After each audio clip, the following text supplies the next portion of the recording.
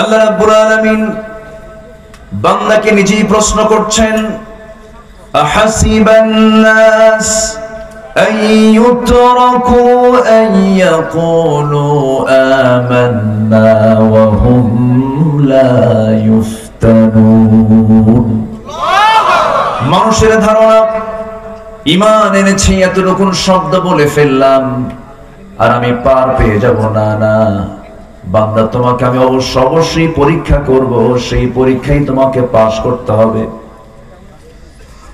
পাশ ছাড়া জান্নাত মিলবে না। এই পৃথিবীতে যত আল্লাহর পছন্দের গোলাম দুনিয়া থেকে গত হয়েছেন, প্রত্যেকটা গোলামদেরকে পরীক্ষা করা হয়েছে।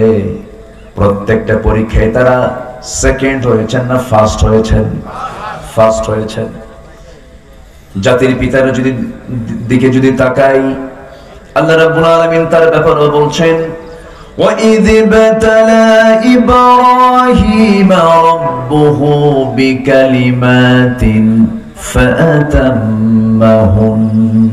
নবী হে, আপনি চিন্তা করেন কেন? আমি যে সময় আমার খলিল ইব্রাহিমকে অসংখ্য পরীক্ষা করেছিলাম, প্রত্যেকটা পরীক্ষায় আমার খলিল ইব্রাহিম ফাতাম্মাহুন্না, প্রত্যেকটা পরীক্ষায় তিনি ফার্স্ট ক্লাস ফার্স্ট হয়েছেন। জোরে বলি সুবহানাল্লাহ। তাহলে ঈমান আনা মানে পরীক্ষার মুখোমুখি হয়ে যাওয়া। আজও দুনিয়াতে পরীক্ষা দিয়ে ঈমান টিকে রাখতেছেন এমন জানবাজ ঈমানদার আছে না নাই? তো তাকান ফিলিস্তিনের দিকে, ছোট্ট ছোট্ট বাচ্চাগুলো ইসরায়েলি সৈন্যের সামনে বুকের বোতাম খুলে দিয়ে বলে, কয়টা গুলি চালাবি চালা, ফিলিস্তিন আমাদের, বাইতুল আকসা আমাদের। বুকের তাজা রক্ত ঢেলে দিচ্ছে, বুকের বোতাম খুলে দিচ্ছে। আবার কিছু আলেম নামের কলঙ্ক আছে যারা ওই ইহুদি খ্রিস্টানদের পা চাটা গোলাম। আছে না নাই? সালাউদ্দিন আইয়ুবী রাহমাতুল্লাহ আলাইহি, যিনি বাইতুল আকসাকে ইহুদি মুক্ত করার পর 3000 আলেমকে তিনি নিজে হত্যা করেছিলেন। কেন? এটার মূল কারণ হলো তারা শুধু সমাজে তাদের পরিচিতি ছিল আলেম, কিন্তু তারা মূলত ছিল হলো ইহুদি খ্রিস্টানদের পা চাটা গোলাম। এরকম তো এখন সমাজে নাই। আসতে বলবে, আসতে বলবেন না? আছে না নাই? ঈমানদার মানে কি মাথায় টুপিটা পরা? ঈমানদার মানে কি শুধু মাথায় মুখে দাড়ি রাখা? না। ঈমানদারের পরিচয় বাহ্যিক কোন সূরতের সঙ্গে ঈমানের কোন সম্পর্ক নেই। মূলত আবু জেহেল জুব্বা পরতো। আবু জেহেলের যে পোশাক আর আমার নবীর যে পোশাক, আরবের যে পোশাক, আমার নবীর এবং আবু জেহেলের পোশাকের মধ্যে কোনো তফাৎ ছিল না। অনেক বিধর্মী আছে যাদের মুখে দাড়ি আছে, আছে না নাই? আচ্ছা, আমি দাড়িকে ইনকার করছি না, আমি পোশাককে ইনকার করছি না, আমি সুন্নাহকে অবশ্যই সম্মান করছি। কিন্তু আলেমের পরিচয় দিয়ে আপনার ভূমিকা হবে হলো জালেমদের মতো ইসলামকে নিভিয়ে দেওয়ার জন্য যুগে যুগে এরকম মুনাফিক চক্র ছিল, এখনো আছে না নাই? এজন্য আমি প্রায় বলি, ঈমান যদি এনে থাকি, শত্রু আগে চিন্তা হবে। আমাদের শত্রু আছে না নাই? ঈমানদারের শত্রু জীবনে আছে না নাই? শত্রুগুলো কারা কারা, এটাও আজকে আমরা আলোচনার মধ্যে শিখে নেব। জোরে বলি ইনশাআল্লাহ। কি নোবেল সুইডিশ একাডেমি দিচ্ছে? না, পৃথিবীর কোন দফতর কিন্তু দিচ্ছে না। আল্লাহ নিজে বলছেন, আমি নিজে তোমাকে মানে চারিত্রিক সনদ দিয়ে দেব, শুধু 3টা কাজ করে আসো। সুবহানাল্লাহ বলেন। এই 3টা কাজ আজকে আমরা খুব সংক্ষিপ্ত সময় আমরা শুনবো, যদিও আলোচনার সময়টা এটা নয়। আলোচনার সময়টা হলো, মূল সময়টা হলো বড় জোর 9টা থেকে 11টা। সেই সময় তো তারাবি থাকে। সেই যৌবনকাল পার করে আমি উঠছি বুড়াকালে, বুঝলেন? এটা বুড়াখালি বলেছ। এখন দেখি ভাঙ্গা চূড়া কিছু কথা যদি বলতে পারি, আল্লাহ যেন আমাকে সেই কথাগুলো বলায় দেন যেটা জাতির জন্য প্রয়োজন। শুধু আপনি শুনবেন না কথাগুলো, এই কথাগুলো আপনি আমাকে সহযোগিতা করবেন থেকে, এবং এই কথাগুলো আগামীকালকেই কোটি কোটি মানুষ এই কথাগুলো শুনতে পাবে ইনশাআল্লাহ। তার মাধ্যম হচ্ছে এই মিডিয়াগুলো। আজকে প্রায় শতাধিক মিডিয়া এখানে এসেছে। এই মিডিয়াগুলো আগামীকালকেই মানুষের চোখে চোখে অর্থাৎ হাতে হাতে এই আলোচনাগুলো পৌঁছে দেবেন তারা। আমরা তাদের জন্য দোয়া করি, আল্লাহ তুমি তাদের এই পরিশ্রম, এই মেহনতকে তুমি আল্লাহ দ্বীনের জন্য কবুল করে নাও। সম্মানিত ভাইরা, তাহলে আমরা সার্টিফিকেটের জন্য কত ব্যস্ত হয়ে পড়ি। যদি আমার একটা অক্সফোর্ডের সার্টিফিকেট থাকতো, কেমব্রিজের যদি একটা সার্টিফিকেট থাকতো, একটা যদি পিএইচডি ডিগ্রি থাকতো, অনেকের কত স্বপ্ন থাকে, কিন্তু আল্লাহ তাআলা সহজেই বলছেন আমি তোমাকে নিজে সার্টিফিকেট দেব, তোমাকে কিছু কাজ করতে হবে। এর মধ্যে এক নাম্বার কাজ হলো ঈমান আনতে হবে। কি আনতে হবে বলেন তো? এখানে কি ঈমান ছাড়া কেউ আছেন? বেঈমান কেউ আছেন কি? সবাই তো আমরা ঈমান এনেই ফেলছি। কিন্তু আল্লাহ তাআলা আবার দেখেন ঈমানদারকে ডাক দিয়ে আবার বলছেন ঈমানদাররা ভালো করে ঈমান আনো, এমন হুকুম আছে না নাই? আবার ঈমানদারকে ডাক দিয়ে আরেক জায়গায় বলছেন মুসলমান না হয়ে মরো না। তাহলে আমি ঈমান এনেছি শুধু এতটুকুন বললাম আর আমি নাজাত পেয়ে যাব না। ঈমান এনেছি মানে কি? আমার এই দেহটা, আমার এই জীবনটা হিংস্র জন্তুর সামনে আমি সোপর্দ করে দিয়েছি। হিংস্র জন্তু আছে না নাই? আছে না? আমার কথা বুঝতেছেন কিনা জানি না। আমাদেরকে খেয়ে ফেলার মতো, নিঃশেষ করে দেওয়ার মতো, ঈমানদারদের জীবনকে নাস্তানাবুদ করার জন্য কিছু হিংস্র হায়না জন্তু আছে না নাই? আমি রুহুল আমিন ভাইকে আমি ছুটি দিতে চাই, কারণ এর কারণ কি জানেন? আমরা বুঝি তো একটা মানুষ দীর্ঘ সময় কথা বলেছেন, ক্লান্তি আছে, তো উনি একটু বিশ্রাম নিক, ওনাকে একটু রুখসত দেই আমরা। কি মনে করেন আপনারা? কি অনুমতি দিলেন তো? আচ্ছা, জি। আবেগ তো সব জায়গায় প্রয়োগ করা যাবে না। ঠিক আছে ভাইজান, জি জি ইনশাআল্লাহ।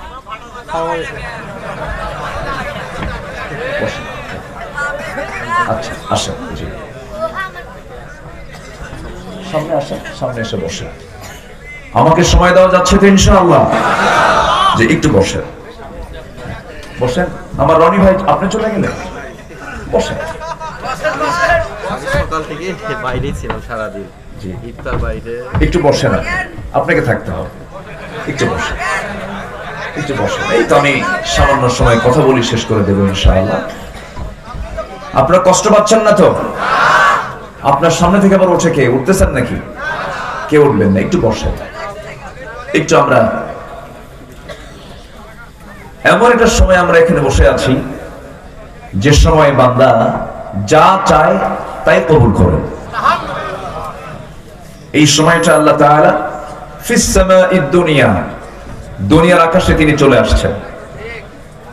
এই সময় তিনি দুনিয়ার আকাশে চলে আসছেন এবং বলতেছেন আলা মিন মুস্তাগফিরিন ফাগফিরানা, কোন ক্ষমা প্রার্থী আছো আমার কাছে ক্ষমা চাবে, আমি তার সমস্ত গুনাহগুলোকে মাফ করে দেব। এটা কি মোল্লার কথা না আল্লাহর কথা? আল্লাহ নিজে বলছেন কোন ক্ষমা প্রার্থী আছো, কার কোন সমস্যাগুলো আছে আমার কাছে বলো, আমি তার সমস্যাগুলো আমি দূর করে দেব। আল্লাহু আকবার বলেন। এই জন্য এই গোল্ডেন টাইম, এটা সোনালী সময় আমরা পার করছি এবং কোরআন শোনার মধ্য দিয়ে পার করছি। বলি আলহামদুলিল্লাহ। সে টাইমটা শুধু 12টা যখন বাজে জাস্ট ফজরের আগ পর্যন্ত, এই টাইমটা হলো 24 ঘন্টার মধ্যে একটা গোল্ডেন টাইম, যে টাইম আল্লাহ তাআলা আমাকে মাফ করার জন্য আল্লাহ তাআলা 7 আসমান উপর থেকে, আরশে আজিম থেকে তিনি প্রথম আকাশে চলে আসেন। তাহলে এই সময়টাকে আমরা নষ্ট করব? একটু বসেন, আমরা আলোচনাটা শুনি। সার্টিফিকেট দেবেন কে? আমরা কার কাছ থেকে সার্টিফিকেট নেব? আল্লাহর কাছ থেকে।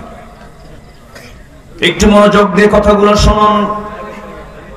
আল্লাহ রাব্বুল আলামিন সুন্দর করে বলেছেন সূরাতুল হুজুরাত, ইন্নামাল মুমিনুনা আল্লাযীনা আমানু বিল্লাহি ওয়া রাসূলিহি সুম্মা লাম ইয়ারতাবু وجاهدوا بأموالهم وأنفسهم في سبيل الله أولئك هم الصادقون جل الله أكبر প্রকৃত মুমিন তো তারাই,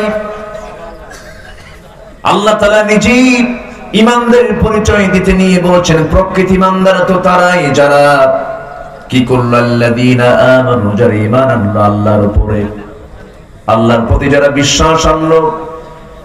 আল্লাহর প্রতি বিশ্বাস ওই বান্দার 100% চলে আসবে যে বান্দা কোরআনটাকে ভালো করে বুঝতে পারবে। আম খেতে ভারী মজা, আম খেতে ভারী মজা, সারাদিন আপনি খাতা কলমে লিখবেন, এটা লেখার মধ্যে মজা পাবেন না যতক্ষণ না আমটা আপনার জিহ্বায় না হাজির হবে। ঠিক তেমনি আমি ইমানদার চিল্লায় চিল্লাম ইমানদারের স্বাদ আমি বুঝতে পারবো না। আমি যে ইমানদার, আমি যে একজন মুমিন মানুষ, মুমিন বান্দা, এটা আমার বোঝার জন্য, জানার জন্য সবচেয়ে বড় প্রয়োজন হলো কোন কিতাবের জ্ঞান অর্জন করা। কোন কিতাবের জ্ঞান অর্জন করা? কোরআন শেখা সবার জন্য সুন্নাত না ফরজ?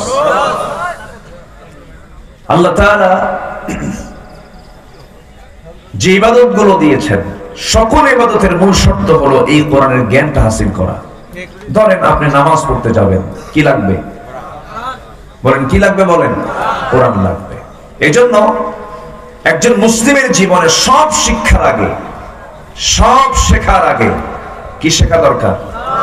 তো মাদ্রাসায় নূরে মদিনাতে কি শেখানো হয়? কোরআন শেখানো হয়। আমি গোলাম রব্বানী ভাইকে ধন্যবাদ জানাচ্ছি। হাজারো ব্যস্ততার মধ্যে তিনি দিন বোঝার জন্য, দিনে শিক্ষার জন্য তিনি একটা মার্কাজ এখানে তৈরি করেছেন। আমরা দোয়া করি আল্লাহ তাআলা গোলাম রব্বানী ভাইয়ের এই মাদ্রাসায় আল্লাহ যেন বরকত দিয়ে ভরপুর করে দেন। জোরে বলি আল্লাহুম্মা আমিন। এবং এই এরুলিয়া, এটা এরুলিয়াই তো না? এরুলিয়াবাসীকে বিশেষ করে আমি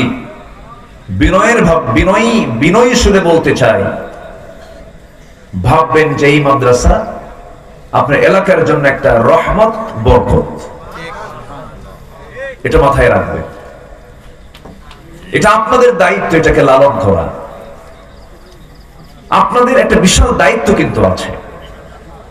সম্মানিত ভাইয়েরা, যদি প্রশ্ন করা হয় পৃথিবীতে শ্রেষ্ঠ মানুষ কারা, রাসূল বলে দিচ্ছেন শ্রেষ্ঠ মানুষ তো তাই যারা নিজে কোরআন শেখে এবং অপরকে শিখায়। জোরে বলে সুবহানাল্লাহ। তাহলে শ্রেষ্ঠ কাজ কোন গ্রামে হচ্ছে? বলেন কোন গ্রামে হচ্ছে? এরুলিয়াতে, যে শিখে এবং শিখায়। সম্মানিত ভাইরা, কোরআন এমন একটা কিতাবের নাম, জানেন এই কোরআন একদিন আমার আপনার জন্য বিপদের কারণ হতে পারে। কি বিপদ হতে? বলবেন হুজুর আপনি এটা কি বললেন? যদি আমি কোরআনকে না মানি, এই কোরআন আমাকে জাহান্নামের দিকে নিয়ে যাবে। কোরআনকে যদি না বুঝি, আমাকে জাহান্নামের দিকে নিয়ে যাবে।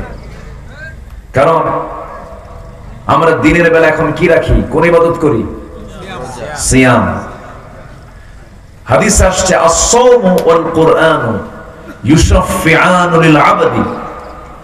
রোজা এবং কোরআন এই দুটো জিনিস বান্দাকে জান্নাতে যাওয়ার জন্য সুপারিশ করবে।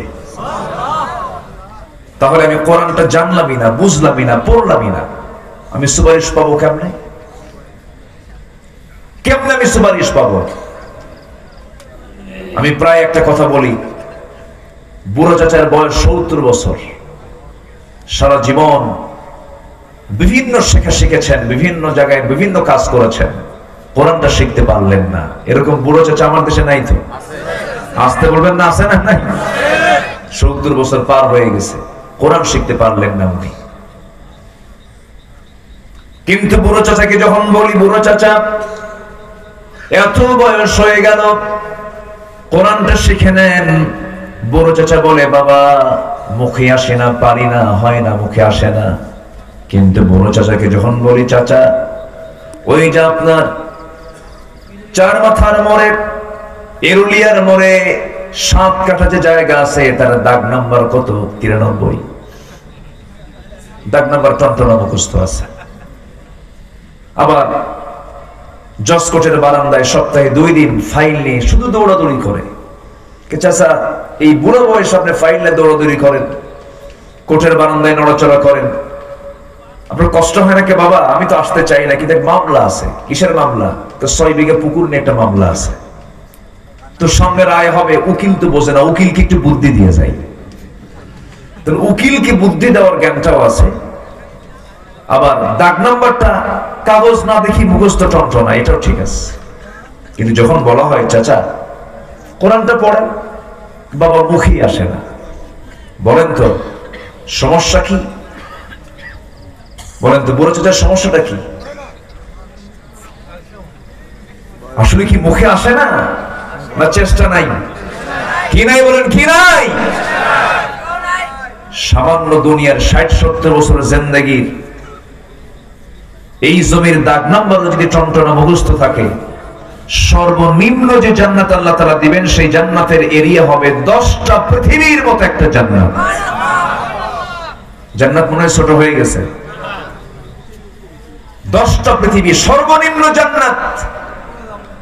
সেই জান্নাত কি সবাই আমরা পেতে রাজি আছি?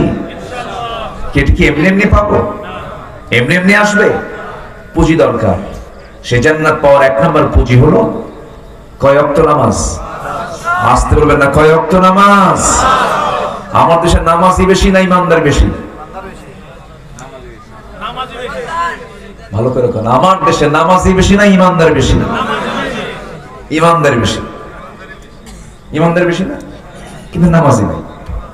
প্রশ্ন কিন্তু খুব ক্রিটিক্যাল করলাম। সবাই বলবেন আমার দেশে নামাজি বেশি না ইমানদার বেশি? তাহলে বেনামাজি আবার ইমানদার, চিন্তা করে না।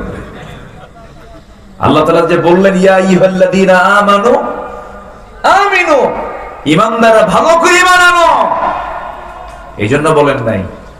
বুকটা ফেটে যায়। 18 কোটি তৌহিদি জনতার এই বাংলাদেশ, যেখানে হাফ কিলোমিটার যাওয়া লাগে না, কোয়ার্টার কিলো পার হলে একটা করে মসজিদ বের হয়ে যায়। 4.5 লক্ষ মসজিদ যে দেশে, 18 কোটি মুসলমানের দেশ বাংলাদেশ, অথচ মাত্র 5 থেকে 6% মুসলমান নামাজ পড়ে। কিন্তু যদি আপনি তাকে বেঈমান বলেন, খবর আছে। কি আমি কি ভুল বলতেছি? তাহলে আমার দেশে নামাজি বেশি না ইমানদার বেশি? ইমানদার বেশি, কিন্তু নামাজ পড়ে না। তাহলে ইমানদারের বৈশিষ্ট্য তো নামাজ না পড়া, নাকি? ইমানদারের বৈশিষ্ট্য কি নামাজ না পড়া না নামাজ পড়া? আল ফারকু বাইনাল মুমিন ওয়াল কাফির তারকুস সালাহ। মুমিন এবং কাফেরের মধ্যে পার্থক্য সৃষ্টি করে দেয় হলো নামাজ। মানে বান্দা সে কাফের না ইমানদার, এটা চিহ্নিত করবে হলো নামাজ। সেই নামাজ আজকে কেউ পড়ে না। এই রমজান মাস, গতকালকে আমার টাঙ্গাইল মাহফিল ছিল দিনের বেলা। আসতে নিয়ে দেখি প্রায় হোটেলগুলোর সামনে বিশাল পর্দা টাঙ্গানো। এক হোটেলের সামনে লেখা দেখলাম, ভিতরে যত্ন সহকারে খাওয়ানো হয়। এর অর্থ ইমানদার, তাই না? ইমানদার না? ইমানদার। তাহলে ইমানদার দুপুরবেলা খাবে রমজান মাসে, নাম হলো রমজান আলী, দুপুরবেলা ভাত খায়। নাম কি আলী? রমজান আলী। নাম দিয়ে তো জান্নাত পাওয়া যাবে না। আল্লাহ তাআলা কাম দেখতে চান। ইমানদার তোমাকে নামাজ পড়তে হবে, নামাজি নেতৃত্ব মানতে হবে, তোমাকে রোজা রাখতে হবে, তোমাকে হারামগুলো ছাড়তে হবে, মিথ্যা কথা তোমাকে ছাড়তে হবে। আমরা অনেকে মনে করি আবার, আজকে আমি বিকাল বেলা এক সেলুনে বসেছিলাম, সেলুনে বসে আমি চুল কাটতেছিলাম, সেলুনওয়ালাকে বললাম, ভাই তুমি রোজা আছো নাকি? হুজুর রোজা আছি। নামাজ পড়ছো? হুজুর রোজা রাখি, নামাজ পড়ার টাইম নেই তো। দেখেন তাহলে রোজাদার রোজা আছে কিন্তু কি পড়ে না? নামাজ পড়ে না। তাহলে কি হলো রোজা? বলেন বলেন বলেন, প্রকৃত রোজাদার কেমন হতে পারে? যেমন একটা মানুষের মাথাও প্রয়োজন, লাংস প্রয়োজন, কিডনিও প্রয়োজন। কিডনি ছাড়া মানুষ বাঁচে না, লাংস ছাড়া মানুষ বাঁচে না, হার্ট ছাড়া মানুষ তো আরো বাঁচে না। মাথাও লাগবে, কিন্তু কারো যদি হাত কেটে যায় সে বাঁচতে পারে, পা কেটে যায় বাঁচতে পারে, চোখ যদি অন্ধ হয়ে যায় বাঁচতে পারে, কিন্তু লাংস নাই, হার্ট নাই, কিডনি নাই, ব্রেন নাই, সে বাঁচবে না, সে দুনিয়া থেকে বিদায় হয়ে যাবে। তেমনি ইমানদারের জীবনের সবচেয়ে বড় পুঁজি হলো ফরজিয়াতকে ধরে রাখা। ফরজকে লঙ্ঘন করা যাবে না, কোন ফরজ বাদ দিলে তার মধ্যে আর ঈমান থাকে না, ঠিক কি না? রাসূল এমনি বলেননি, মান তারাকা সালাতান মুতাআম্মিদান ফাকাদ কাফার, যে ব্যক্তি এক ওয়াক্ত নামাজ ছেড়ে দিল ইচ্ছা করে, সে যেন কুফরি করলো, সে কুফরি হালতে চলে গেছে। রাসূল সবচেয়ে বেশি রেগে যেতেন নামাজের ব্যাপারে যদি কেউ বেখেয়াল হয়ে যেত। আজকে নামাজের কোনো কথা নেই। আমার দেশে ইফতার মাহফিল এক সময় প্রত্যেকটা অঙ্গনে ইফতার মাহফিলের একটা ট্র্যাডিশন ছিল, এটা ভালো। ইফতার কি একা করা ভালো না, জামাতের সঙ্গে করা ভালো? সংঘবদ্ধ হয়েছে ইফতার করার নিয়ম। যদি কেউ একটা খেজুর দিয়েও যদি কাউকে ইফতার করে, পূর্ণ রোজাদারের সব আল্লাহ পাক তার আমলনামায় দিয়ে দেন। প্রাচ্যের অক্সফোর্ড নামে খ্যাত, Oxford of the east, university of Dhaka. আমি সেই ঢাকা ইউনিভার্সিটির ছাত্র, আমি নিজেও ছিলাম। সেই ইউনিভার্সিটিতে ক্যাম্পাসের সামনে ছাত্ররা ইফতার পার্টির আয়োজন করেছে। ইফতার পার্টির আয়োজন কেন করলো? শোকজ করা হয়েছে। আমরা তো এমন বাংলাদেশ আমরা দেখতে চাইনি। ইফতার মাহফিলকে শোকজ করা হবে, ইফতার মাহফিলকে নিয়ে কথা বলা হবে, ইফতার মাহফিল করা যাবে না, এমন জাতীয় কথা তাদের মুখের থেকে বের হয় যাদের মধ্যে ঈমানের গন্ধ খুঁজে পাওয়া যায় না। সম্মানিত ভাইরা, সম্মানিত বন্ধুগণ, তাহলে আমরা যেহেতু ঈমান এনেছি, সবার কাছে আমার প্রথম একটা প্রস্তাব থাকবে, দাবি থাকবে, জীবনে কি আমরা কেউ নামাজ কাজা করব? নামাজ কেউ ছেড়ে দেব? 5 ওয়াক্ত নামাজ পড়তে রাজি আছি সবাই আমরা? রমজান মাসের রোজা রাখবো, জোরে বলি ইনশাআল্লাহ। রোজা রাখা কি? আরো জোরে, রোজা রাখা কি? রোজা ভাঙ্গা কি? বলেন, রোজা ভাঙ্গা কি? রোজা ভাঙতে তো পারেন আপনি। ইচ্ছা করে রোজা রাখা, ইচ্ছা করে রোজা ভাঙ্গা চরম গুনার কাজ, বড় গুনার কাজ, কবিরা গুনার কাজ। কিন্তু আবার রোজা ভাঙ্গাও কিন্তু আপনার জন্য জরুরি। বিশেষ সময়, কোন সময়? বিশেষ সময়। আপনি অসুস্থ, আল্লাহ তাআলার দয়া বান্দার উপরে কম না বেশি? বেশি। ইন কুনতুম মারদা আও আলা সাফারিন, অসুস্থ আছো, সফরে আছো, দরকার নাই রোজা ভাঙ্গো। কার কথা? আসতে বলবেন না, কার কথা? আল্লাহ কি রোজা রাখতে নিয়ে মরতে বলছেন? আল্লাহ বলছেন তুই সুস্থ আছিস, তুই সবল আছিস, মুসাফির না, রোজা রাখ। অসুস্থ, রোজা রাখার দরকার নাই।